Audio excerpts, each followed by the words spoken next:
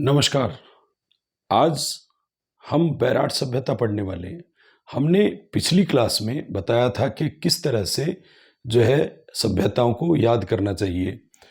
अब हम बैराट सभ्यता के विषय में पढ़ें उससे पहले हमें थोड़ी सी बात अन्य करनी होगी। हमने पिछले टॉपिक में पढ़ा था कि पूरा पाषाण काल में पूरा पाषाण काल, मध्य पाषाण काल और नवपाषाण काल था। उसी के बाद जो है ताम्रपाषाण युग में, ताम्रपाषाण या चैल्कोलिथ काल में सभ्यताएं पढ़ी। फिर हड़प्पा सभ्यता पढ़ी। फिर जो है वैदिक सभ्यता आई। वैदिक सभ्यता में होते थे, जनपद होते थे। तो अब यहाँ जो हमें ये ध्यान देने योग्य है कि जो बैराट सभ्यता है, 4 सभ्यताएं मूल रूप से हमें जो ध्यान रखनी है, उनमें सबसे पहली कालीबंगा सभ्यता है, जो हमने पढ़ा था कि ताम्रपाषाण काल की है। इसके बाद आहड़ सभ्यता भी ताम्रपाषाण काल की सभ्यता है, और इसके साथ साथ जो है गणेश्वर सभ्यता भी हमने पढ़ा था। और चौथी जो है बैराट सभ्यता। बैराट सभ्यता, इनमें विशेष बात है कि ये हमने प्राचीन सभ्यताओं ताम्रपाषाण या सिंधु सभ्यता के कांस्य युगीन सभ्यताओं में पढ़ा। तो ताम्रपाषाण कालीन सभ्यताएं 3 थी जो हमें मोटे तौर पे 4 पढ़नी है। उनमें ये लोह युगीन सभ्यता है, लोह युगीन सभ्यता है। और लोह युगीन सभ्यता जो है उसमें हमेशा PGW मृदभांड होते हैं, माने पेंटेड यानी चित्रित, ग्रे यानी धूसर, और वेयर यानी मृदभांड। ये इसकी विशेषता होती है। और ताम्रपाषाण कालीन सभ्यताएं हैं, उनके मृदभांड BRW होते हैं, जो पिछली वीडियो में मैंने बताया भी था। BRW यानी काले लाल मृदभांड, काले लाल मृदभांड। ताम्रपाषाण कालीन सभ्यताएं जितनी भी होती हैं वो ग्रामीण होती हैं। उसमें ऊंट या बैल का मिलना जरूरी होता है। ऊंट या बैल उस समय विशेष रहा। और लोह युगीन सभ्यता बैराट है। ये जो बैराट है सबसे नवीनतम सभ्यता हो गई। इन 4 सभ्यताओं में नवीन हो गई। 600 ईसा पूर्व की सभ्यता है। 6ठी शताब्दी ईसा पूर्व में बैराट सभ्यता थी। बैराट सभ्यता के विषय में अब देखें तो आपको बहुत कम याद रखना है। बैराट सभ्यता जो है उसमें 6 पॉइंट याद रखने हैं आपको। 6 पॉइंट याद रखने हैं जो मैंने पिछले टॉपिक में भी बताए थे। लगभग वो सही पॉइंट है, जिसमें एक महाजनपद काल, महाजनपद काल, महाजनपद काल के बाद महाभारत काल, महाभारत का समय यानी महाकाव्य कालों में महाभारत का समय।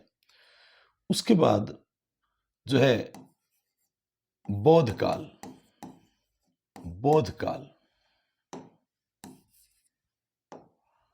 बौद्ध काल। वीडियो को बहुत अच्छे से देखिएगा ताकि हर बात समझ में आए। उसके बाद मौर्य काल, फिर मौर्योत्तर काल, फिर गुप्त काल, और फिर मुगल काल, जो मैं यहां नहीं लिख रहा, कोई ऐसी आवश्यकता नहीं है ज्यादा। महाजनपद काल, महाभारत काल, बौद्ध काल, मौर्य काल, मौर्योत्तर काल और गुप्त काल। आप गौर करें, महा शब्द यहां कॉमन है। बौद्ध और गुप्त याद रख लीजिए। मौर्य, मौर्योत्तर कॉमन है। अब आप गौर करें, आपको बैराट सभ्यता की बात करनी है तो बैराट सभ्यता में 6 पॉइंट याद रखने हैं। बैराट सभ्यता जो है उसकी खोज सबसे पहले 1937 में 36-37 में दयाराम साहनी ने की। दयाराम साहनी, जिसने हड़प्पा खोजा था।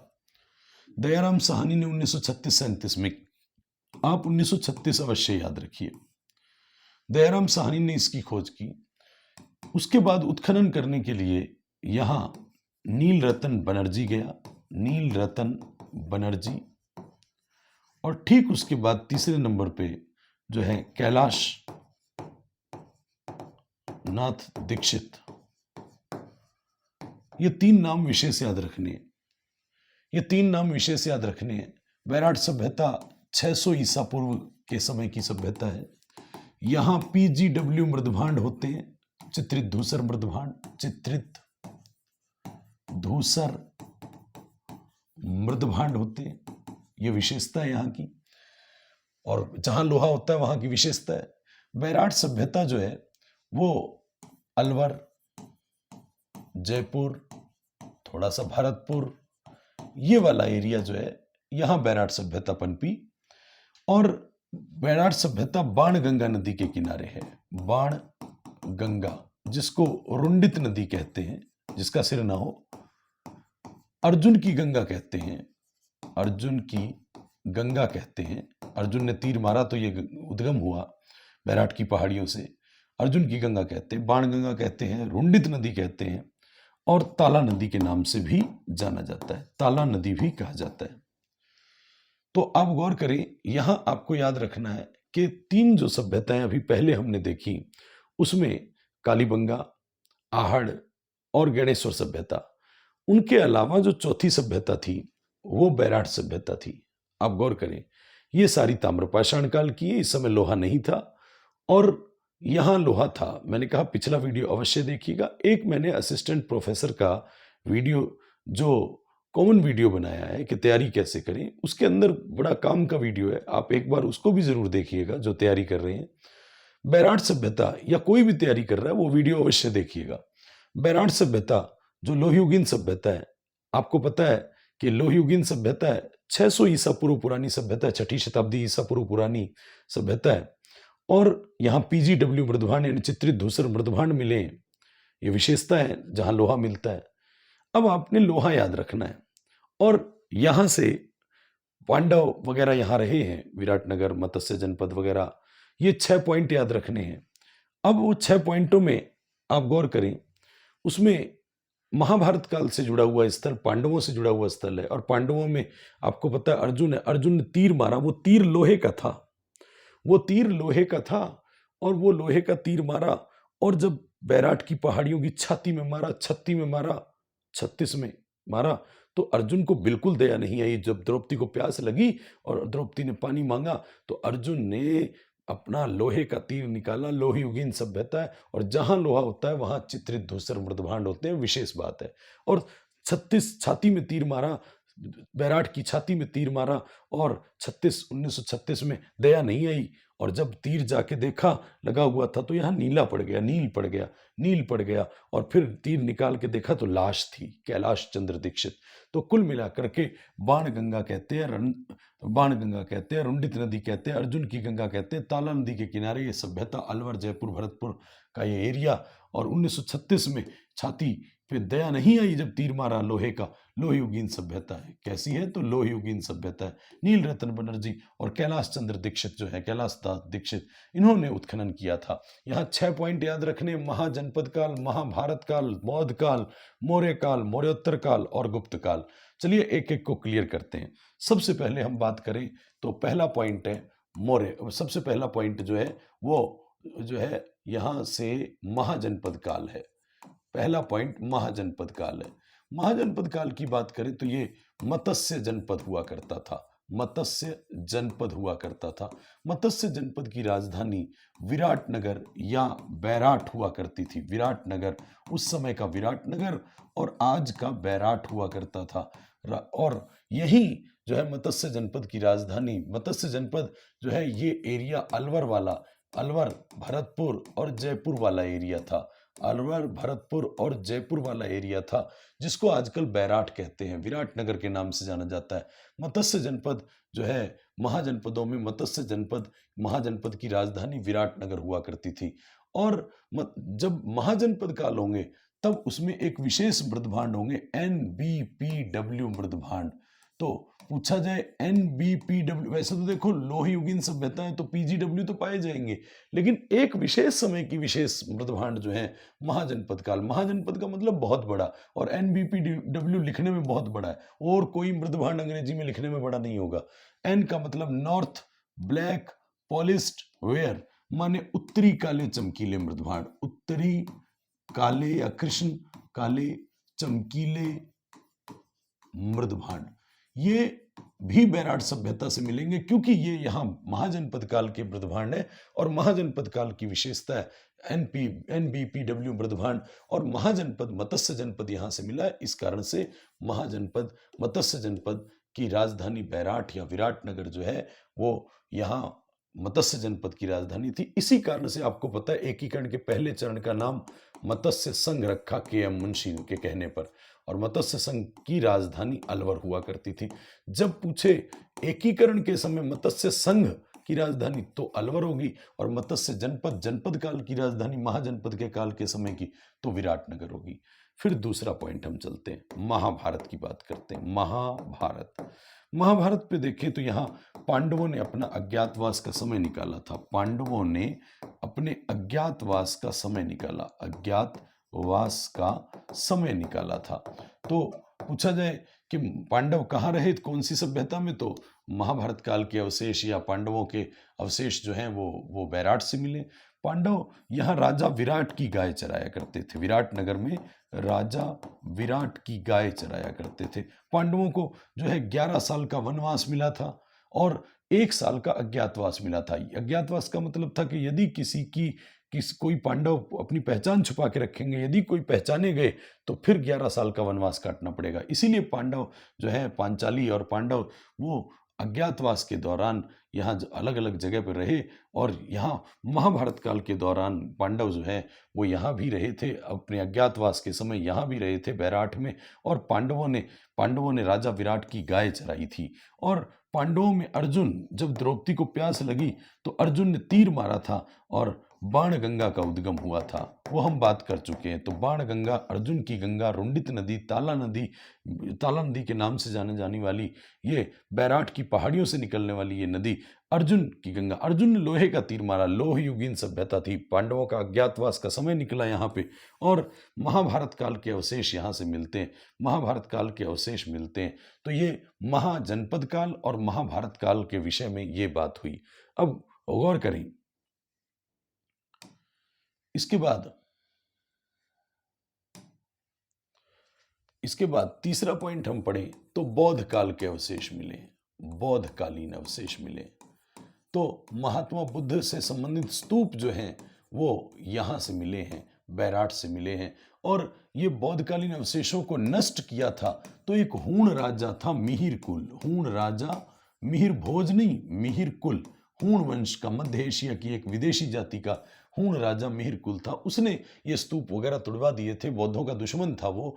तो बौद्धकालीन अवशेष भी बैराठ से मिले हैं, बैराठ से मिले हैं। तो बौद्धकालीन अवशेष को जानने के लिए आपको पता है हेनसांग आएगा, हेनसांग आपको पता है जब आया तो यहाँ भारत में राजा हर्षवर्धन था, भारत में हर्षवर्धन था।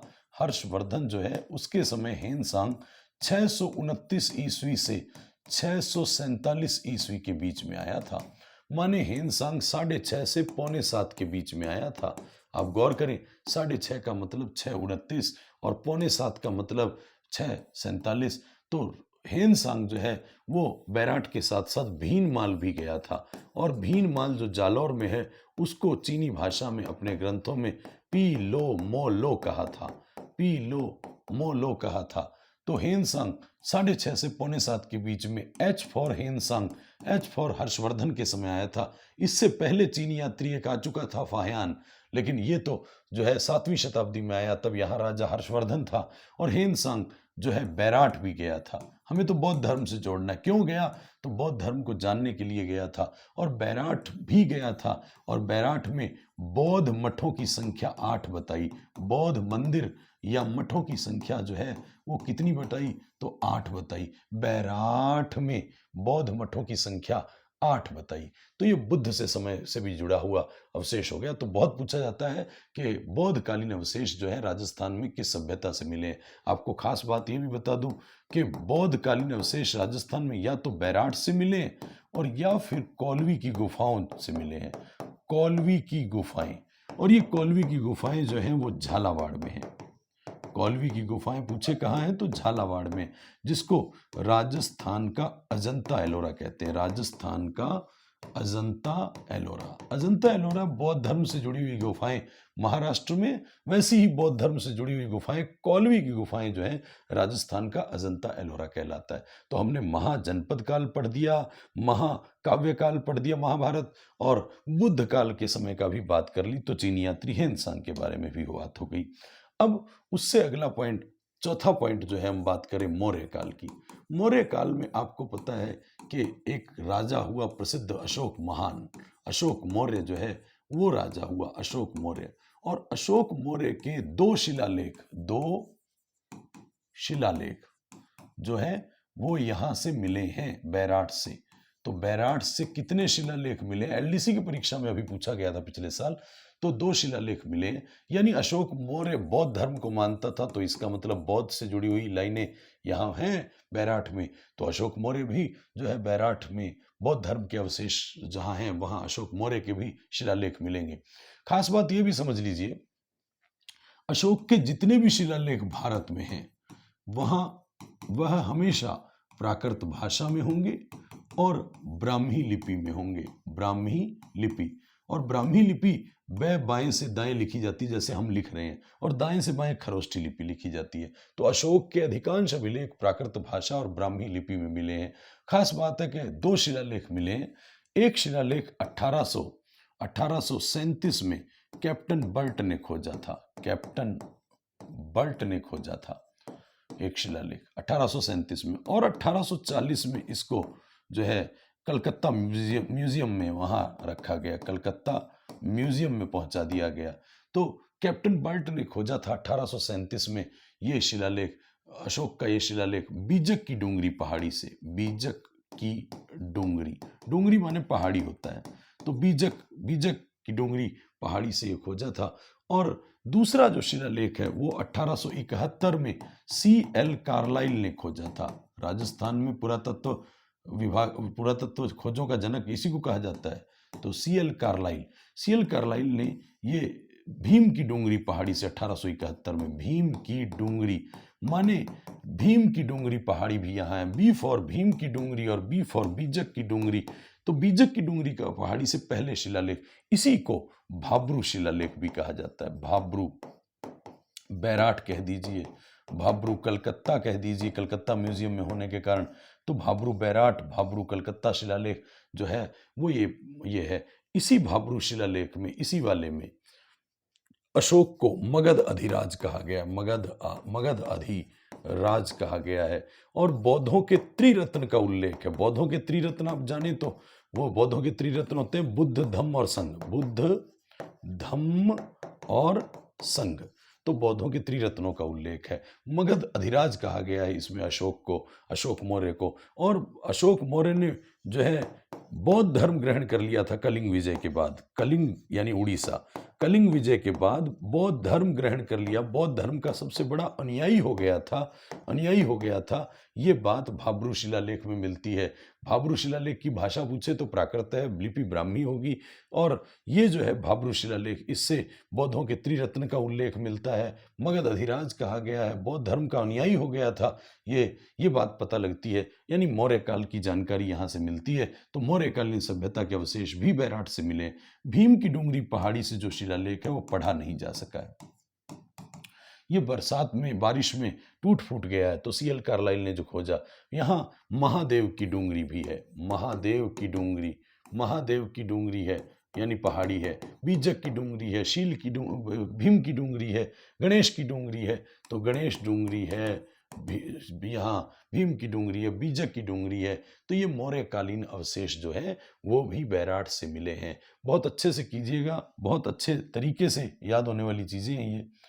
फिर उसके बाद मौर्य काल के बाद मौर्योत्तर काल की बात करें तो कठिन प्रश्न यहाँ से होता है। मौर्यों के बाद का काल जो है वो मौर्योत्तर काल कहलाता है। और मौर्योत्तर काल में बहुत सारे शुंग हुए, कुषाण हुए, मध्य एशिया की जातियां आई, हूण हुए।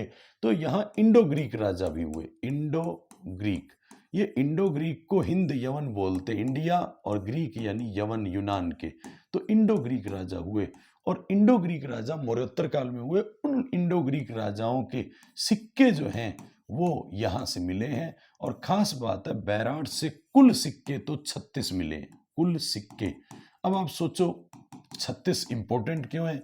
क्योंकि दयाराम साहनी ने छाती में तीर मारा था, छत्ती में तीर मारा था। तो 36 सिक्के कुल मिले हैं। उनमें से 8 सिक्के पंचमार्क सिक्के मिले हैं। पंचमार्क सिक्के पिछली फर्स्ट ग्रेड के एग्जाम में अक्टूबर 2022 में पूछा गया था। पंचमार्क सिक्के राजस्थान के प्राचीन सिक्के हैं, आहत सिक्के भी कहते हैं। इन पे कोई लेख नहीं होता था, कोई लेख नहीं होता, कुछ लिखा नहीं होता था, कोई राजा की आकृति नहीं होती थी। कुल मिला के पंचमार्क सिक्के जो चांदी के और राजस्थान के सबसे प्राचीन सिक्के हैं, दाब दे के, आहत करके, पंच करके बनाए गए।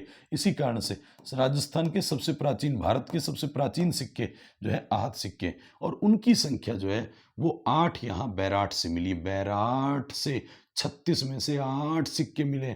और साथ साथ में बैराट जो है वहां से 36 में से 8 सिक्के हो गए, तो 28 जो बच गए वो इंडो ग्रीक सिक्के, हिंद यवन सिक्के, इंडो ग्रीक सिक्के मिले हैं। इंडो ग्रीक सिक्के मिले, उनमें से भी 16 सिक्के अकेले एक इंडो ग्रीक राजा मिनेंडर के मिले हैं। मिनेंडर जो है एक बौद्ध यहाँ एक हिंद यवन राजा था जो बौद्ध धर्म का जो है यहाँ जिज्ञासा के साथ बौद्ध धर्म जाना उसने। और 16 सिक्के मिनेंडर के मिले। तो वो मौर्योत्तर काल में 16 सिक्के मिनेंडर के मिले। 36 में से 8 अलग कर दो, 28 अलग कर दो, और 28 में से अकेले 16 एक ही इंडो ग्रीक राजा मिनेंडर के मिले हैं। इसके साथ साथ मौर्योत्तर काल के बाद हम और बात करें तो यहाँ से बौद्धकालीन अवशेष है। तो बुद्ध का एक दांत भी मिला है, बुद्ध का दांत भी मिला है, जो एक मंजूषा माने टोकरी में मिला है। टोकरी में जो है स्वर्ण मंजूषा में मिला है, सोने की टोकरी में मिला है। ये राम सिंह, सवाई राम सिंह द्वितीय के काल में मिला है। सवाई राम सिंह द्वितीय जयपुर के राजा के समय ये बुद्ध का दांत भी यहाँ से मिला है। यहाँ से चित्रित गुफाएं मिली हैं। वह चित्रित धूसर मृदभांड है, वहीं चित्रित गुफाएं। तो चित्रित गुफाएं या शैल कह दीजिए, शैल या शैल गुफाएं, पहाड़ों में गुफाएं जो मिली हैं वो यहाँ से मिली हैं। इसके बाद जो है मौर्योत्तर काल के बाद एक गुप्त काल के समय की गुप्तकालीन शंख लिपि के साक्ष्य भी यहाँ से मिले हैं। शंख लिपि, शंख, मैंने कहा यहाँ शंख लिपि, बैराट में बौद्ध मठों की संख्या भी 8 है और शंख 8 जैसा ही दिखता है। तो शंख लिपि पढ़ी नहीं जा सकी, इसको भी पढ़ा नहीं जा सका, पढ़ी नहीं जा सकी है। इसके अलावा मुगल कालीन अवशेष भी पूछा जाए तो कहाँ से मिले हैं? तो आप देखिए सारी घटनाएं महाजनपद काल के बाद का सारा ऐतिहासिक घटना, कुछ भी हो, कालीबंगा, आहड़, गणेश्वर छोड़ दो तो सारी बैराठ में मिलेगी। मुगल कालीन जो है यहाँ से एक अकबर को रुकने के लिए मान सिंह ने पंचमहल बनवाया। वो पंचमहल मान सिंह ने बनवाया था, वो भी पंचमहल बैराठ से मिला है। तो मुगल कालीन अवशेष यहाँ से टकसाल वगैरह ये सब जो है यहाँ से मिली है। तो इस तरह से बैराठ सभ्यता जो है वो बैराठ सभ्यता से एक सूती कपड़ा भी मिला है। सूती कपड़ा जो बुना हुआ है माने सिला हुआ। विशेष बात है कि बुना हुआ कपड़ा पूरी राजस्थान में 2 ही जगह मिला है, एक तो बैराठ से और एक जो है बालाथल से, आहड़ सभ्यता का भाग है बालाथल से। तो 6ठी क्लास की किताब में लिखा है जिनके नाम में बै आता है उन स्थलों से बै बुना हुआ सिला हुआ वस्त्र मिला है। तो इस तरह से जो है बैराठ सभ्यता जो है उसके 6 पॉइंट आपको मैंने बताए, वो 6 पॉइंट बड़े काम के थे, वो 6 पॉइंट बड़े काम के थे। आप तरीके से पढ़ेंगे तो मैंने कहा 6 पॉइंट बड़े आसान हो जाएंगे इस सभ्यता के, लोहयुगीन सभ्यता को याद रखने। जनपद महाकाव्य काल, बौद्ध काल और बौद्ध को मानने वाला मौर्य और मौर्योत्तर और गुप्त और मुगल काल, कुल मिला के 6-7 पॉइंटों में आपको इसको बहुत अच्छे से करना है। पिछला वीडियो भी आपने जो है यदि देखा हो तो बहुत अच्छे से देखिएगा, हर बात उसमें लॉजिक है, हर बात तरीका है, तो इसलिए अच्छे से पढ़िएगा। चैनल की चीज़ें अच्छी लगी तो हर वीडियो देख करके लाइक कीजिएगा, कमेंट कीजिएगा कि अगले वीडियो कौन से टॉपिक पे होने चाहिए, और साथ साथ में इन वीडियो को शेयर भी कीजिएगा, अपने स्टेटस में लगाइएगा ताकि ये ज़्यादा से ज़्यादा जो है पहुंच सके सब तक। धन्यवाद।